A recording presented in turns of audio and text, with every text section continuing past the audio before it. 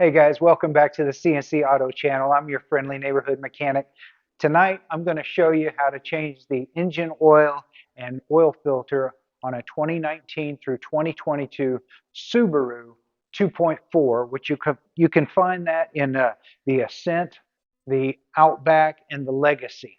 So come along, let's see how easy this is. Okay, so let's get into it.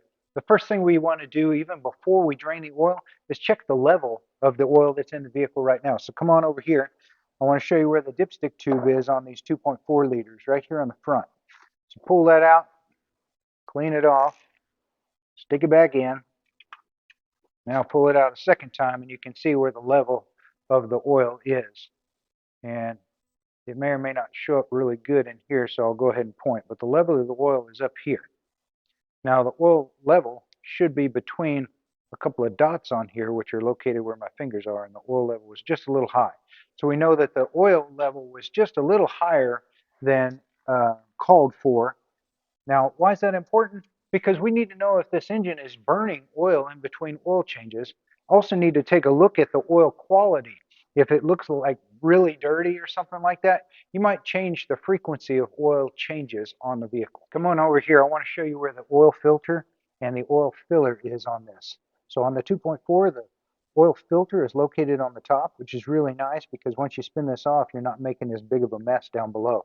And here's where you're going to put the oil back in.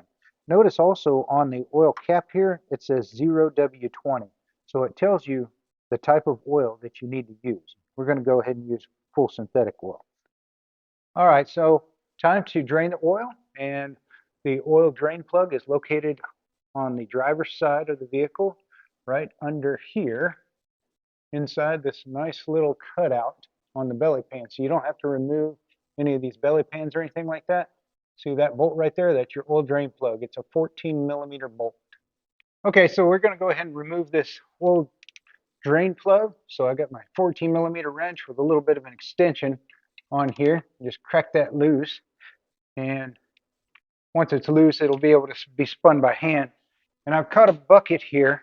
So look at this right here. See this bucket? It's measured on the side. And so what we're going to do is we're going to try and catch all of the oil in here, and we'll know by how much it fills this bucket how much oil this engine takes. But if you don't know that way, you can look it up online, and this one's supposed to take about 4.8 quarts. Again, let's see if we can't catch this oil. So I broke it loose. The other thing we're going to try and do is see if we can't do this without making too big of a mess on our hands, right? I don't know about you guys, but I always seem to get this oil all over my hands. Loosen this bolt up a little bit more. Here we go. All right, getting the bucket ready. See if we can't get lucky and not drop this bolt down into. Here it comes. And there she is. Nice. We got a gusher on our hands, guys. Whew. Filling up this bucket quick. Well, at least we didn't make a big mess on the ground, right? I'm going to go ahead and clean off this drain plug here. Okay, so we're down to a very little bit of a trickle now, so we'll go ahead and put our drain plug back in. It's a good idea just to clean the threads of the drain plug. Might be a little bit of dirt or something on there. And thread it in by hand. Don't use any kind of machine. That way you don't cross thread that bolt in place. I'll go ahead and tighten that up. But before I do that, take a look at how much we caught here. So our bucket says that we got 5.5 quarts of oil drained out of this thing. Remember what I said, this thing's supposed to take 4.8 quarts and it got 5.5. This is telling us that we were over full. And remember when we looked at our dipstick, we noticed it was over full. So got verification a couple different ways. Good. All right, so let's tighten up this drain plug. There we go. You don't have to get it gorilla tight, just nice and tight. There's a nice sealing washer on it. And then make sure, good little pro tip here, just clean all the little bit of oil that might have splashed out and got onto the plug or down on the bottom of the oil pan here. Sometimes it gets around the opening that it's supposed to drain out of, and so if it made a mess, just clean it up. We've drained the oil down here. Now, unlike most cars that the oil filter is accessible from down below, these 2.4 liter Subaru engines, they have it up top. So we're going to lower the truck down and then I'll show you how to change that oil filter.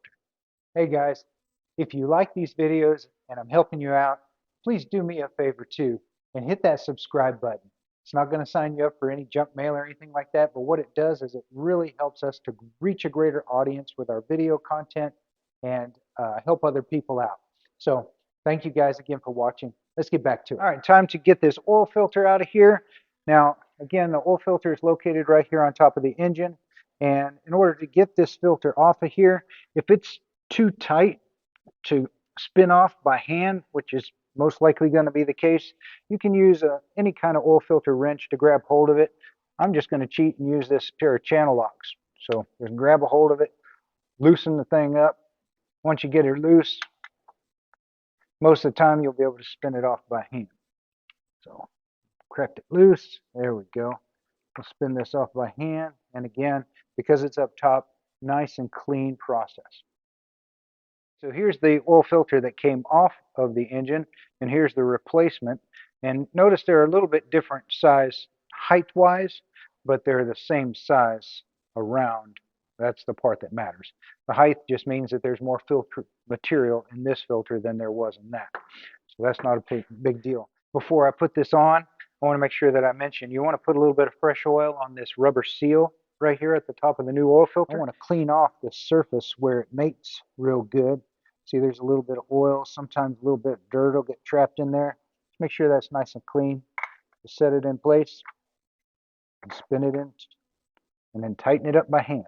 Once it's tight by hand, you're done. You don't need any tool to tighten it any further. Okay, so now we got the oil drained out. We got a new filter on.